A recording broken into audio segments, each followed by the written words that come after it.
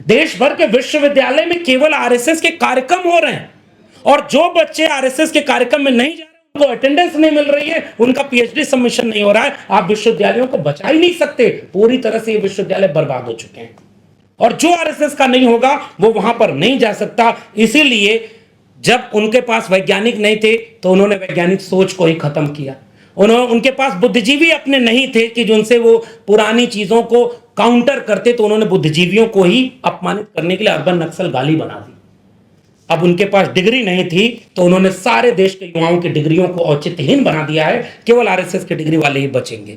इसीलिए हम इस बात को मैंने अपनी किताब लिख करके भी कहा, नौकरी गवा के भी कहा, तब भी इस देश में लोगों को नहीं समझ में आया। उत्तर प्रदेश में 26,000 सरकारी स्कूल बंद हो गए हैं। डीयू जेएनयू 500 से 800 करोड़ रुपए लोन पर चल रहा है, और लोन को चुकाना है। इसलिए सब क्लस्टर इनोवेशन सेंटर में यूट्यूब पर लेक्चर चलेगा, विद्यार्थी घर बैठकर पढ़ेगा और उसको घर बैठे डिग्री मिल जाएगी। विश्वविद्यालय यहां तक पहुंच गए। इसलिए मैं आखिरी लड़ाई लड़ने वाले उन रिपोर्टर्स कलेक्टिव को और जेएनयू को यह सलाम कहता हूं, विश्वविद्यालय बचेगा, वरना ये लोग केवल एक विश्वविद्यालय नहीं बर्बाद कर रहे, आने वाली पीढ़ियां मानसिक होगी। इसलिए इन्होंने विश्वविद्यालयों को अपने कब्जे में ले लिया है। अपनी तो किताब लिख करके प्रोफेसर की डायरी ये बात कही कि देश भर के विश्वविद्यालय को आरएसएस ने अपने कब्जे में ले लिया है।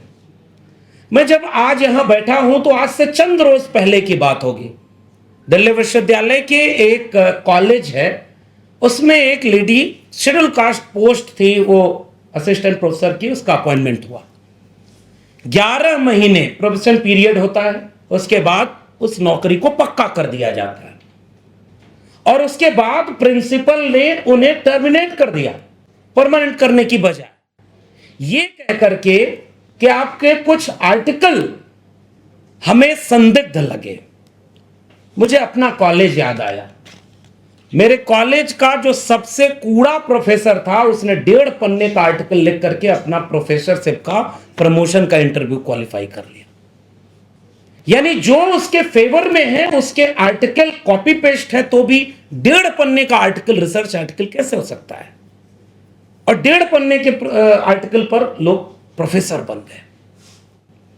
मैं जब यहां आज इस प्रेस कॉन्फ्रेंस में आ रहा था तो मैं देख रहा था कि देश में क्या हो रहा है।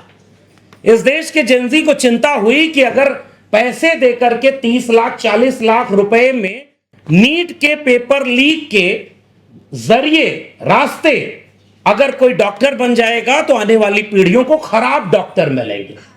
और वो जो जेनजीज थे, जो युवा थे, वो सड़क पर उतर गए और उन्होंने कहा कि हम पेपर लीक और 30-40 लाख रुपए के रास्ते जो डॉक्टर बन रहा है, हमें खराब डॉक्टर नहीं चाहिए। मैं कह रहा हूं कि रिपोर्टर्स कलेक्टिव एक और काम करे कि दिल्ली विश्वविद्यालय का ऐसे ही अपॉइंटमेंट जो पिछले वर्षों में तकरीबन 5,000 अपॉइंटमेंट हुआ है, उसकी जांच करे तो पता चलेगा कि 30 से 40-50 लाख रुपए में वे लोग प्रोफेसर और असिस्टेंट प्रोफेसर बन गए जो अगर दोबारा बीए में एडमिशन लेने जाएं तो शायद उनको एडमिशन ना मिले, फिर भी वो आज वहां उसी जगह पे प्रोफेसर है। आपकी चिंता नहीं होनी चाहिए कि आपके प्रोफेसर गलत रास्ते से नौकरी परमानेंट पा रहे हैं, फिर वो क्या पढ़ाएंगे?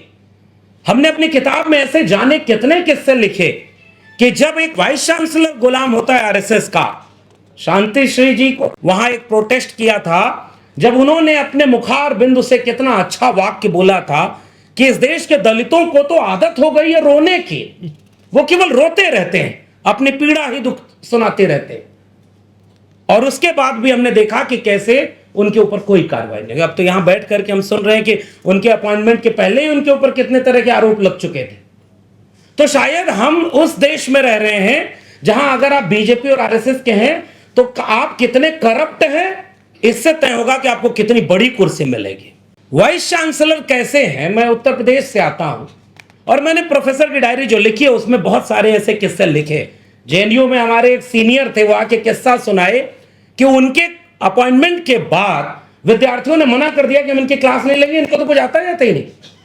मेरे अपने कॉलेज के, जब मैं वहां जाकिर हुसैन कॉलेज में पढ़ाया करता था, हमारे अपने डिपार्टमेंट के एक व्यक्ति के खिलाफ विद्यार्थी आकर के प्रोटेस्ट करने लगे स्टाफ रूम में कि इस टीचर से हम नहीं पढ़ेंगे, आप बदल दीजिए।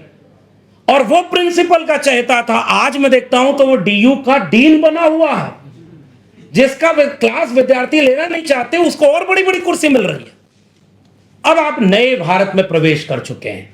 भारत गलती से भी विश्व गुरु न बन जाए, इसलिए बीजेपी और आरएसएस ने क्या किया, विश्व गुरु का नारा लगा दिया, और ताकि इस नारे के बाद भारत कभी विश्व गुरु नहीं बन सकता, क्योंकि आपने देश भर के विश्वविद्यालय बर्बाद कर दिए। अब मैं जिस जगह से आता हूं वहां की कहानी सुनिए। अभी जब हम यहां बैठे हैं, आप गूगल करिएगा, जितने मीडिया के लोग हैं इसके बहाने, आप गूगल करके देखिए ऑक्सफोर्ड ऑफ द ईस्ट, जिस विश्वविद्यालय को कहा जाता था इलाहाबाद विश्वविद्यालय, आज वहां क्या हो रहा है पता है? वहां के विद्यार्थी तकरीबन 2 हफ्ते से इस बात के लिए अनशन पर बैठे थे कि आपने 400 गुना फीस बढ़ा दी, 6000 पूरी टोटल सीट हर कोर्स के मिला करके आपने घटा दी, फीस बढ़ा दी, और आपने पूरे विश्वविद्यालय को आरएसएस का अड्डा बना दिया है। और आज जब वो प्रोटेस्ट कर रहे थे, उनके ऊपर पुलिस का लाठीचार्ज हुआ है, कई घायल हुए हैं, और कुलपति उनसे बात नहीं कर रही। ये देश के ऑक्सफोर्ड ऑफ द ईस्ट है। दूसरा विश्वविद्यालय है गोरखपुर विश्वविद्यालय, जहां से उत्तर प्रदेश के मुख्यमंत्री भी आते हैं। इसकी 2 कहानी बता रहा हूं, तब आपको पता चलेगा केवल जेएनयू ही आरएसएस का गुलाम नहीं बना है, देश का हर कैंपस आरएसएस का गुलाम बन चुका है। खुद बीजेपी के द्वारा नियुक्त राज्यपाल गोरखपुर विश्वविद्यालय में एक कार्यक्रम में जाती हैं, और वो क्या आरोप लगाती हैं कि विश्वविद्यालय में जो मेस चल नहीं रहा, हॉस्टल में कोई फंक्शन है नहीं उस तरह से, वो बाहर से टिफिन आती है, और टिफिन में नशीली वनस्पति भी सप्लाई हो रही है। कहां? विश्वविद्यालय के भीतर। अपॉइंटमेंट गलत हो रहा है, सब कुछ गलत हो रहा है। उसके बाद वो वाइस चांसलर और तमाम लोगों के सामने कहती है आपका विश्वविद्यालय बर्बाद हो रहा है। और जब विश्वविद्यालय के विद्यार्थी अपने कुलपति से मिलने जाते हैं तो वो कुलपति उनके ऊपर लाठीचार्ज, फर्जी मुकदमे। इस समय देश का कोई विश्वविद्यालय ऐसा नहीं होगा जहां अगर कोई जेएनयू टीए तो सर बचा हुआ है, मैं आप लोग को बधाई देता हूं कि आप लोग लड़ रहे हैं ताकि शिक्षक बचे हुए हैं। इस देश भर के कैंपस के हर शिक्षक अब केवल प्रमोशन या किसी कमेटी में मेंबर बनने के लिए सरेंडर कर चुके हैं। केवल देश के प्रधानमंत्री के लिए नारा नहीं लगता है कि वो सरेंडर हो चुके हैं देश के बाहर। इस देश का हर विश्वविद्यालय ऐसे तमाम लोगों से भरा पड़ा है। और एक कहानी बता दूं, देश भर के विश्वविद्यालय से जुड़े लोग शर्मिंदा होंगे इस दृश्य को देखकर, जब इलाहाबाद विश्वविद्यालय के विद्यार्थी प्रोटेस्ट कर रहे थे फीस वृद्धि और सीट कटौती के खिलाफ, तो वाइस चांसलर जो आरएसएस की है उसके कहने पर विश्वविद्यालय के प्रोफेसर और कर्मचारी अपने विश्वविद्यालय के छात्रों के खिलाफ आंदोलन करने उतर गए। और यह दृश्य हमने अपनी किताब प्रोफेसर की डायरी में भी लिखा था कि जब हम एडहॉक हुआ करते थे और हम अपने वाइस चांसलर से कहते थे कि आप परमानेंट क्यों नहीं कर रहे, तो हमारे खिलाफ उन गार्ड और कर्मचारियों को खड़ा किया जाता था जो खुद एडहॉक पर होते थे। तो किसी भी राजा के लिए सबसे अच्छा दिन वही होता है जब प्रजा को प्रजा से लड़वा दिया जाए, और यह विश्वविद्यालय में हुआ।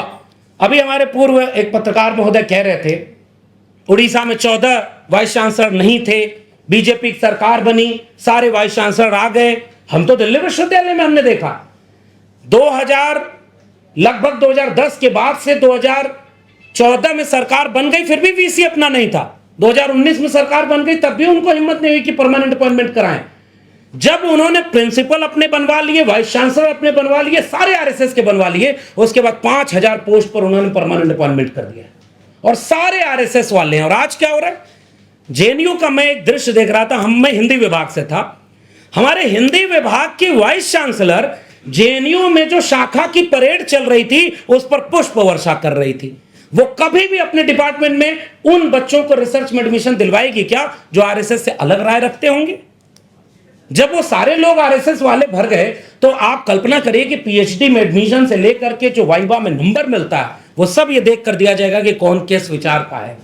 और इसलिए हम आपसे ये गुजारिश करने आए, फ्रॉड इतना हुआ, मैं रिपोर्टर्स कलेक्टिव को बहुत धन्यवाद देते हुए कह रहा हूं कि आप एक बार देखिए ना कि कैसे आपने केस यहां पर दिखाया है, तकरीबन 7-8 केस आपने बताया है। मैं अपनी बात को आपके मामले पर जोड़ रहा हूं। आपने कहा कि जो शॉर्ट लिस्टेड नहीं थे उनको भी बाद में जोड़ा गया और वही अपॉइंट हो गए। मैं इलाहाबाद विश्वविद्यालय में खुद अप्लाई करने वाला एप्लीकेंट था, और वहां पर हमने देखा कि दोबारा एक लिस्ट निकली, 10 अपॉइंटमेंट अगर हुए हैं तो जो दोबारा लिस्ट निकली उसमें से 8 अपॉइंटमेंट हो गए। फिर ये लिस्ट कैसे निकली थी जो दोबारा आई थी? ये इसीलिए थी क्योंकि अपने लोग उस क्राइटेरिया में नहीं आ रहे थे। अब तो उन्होंने क्राइटेरिया बदल दिया, प्रोफेसर ऑफ प्रैक्टिस। ये क्या है?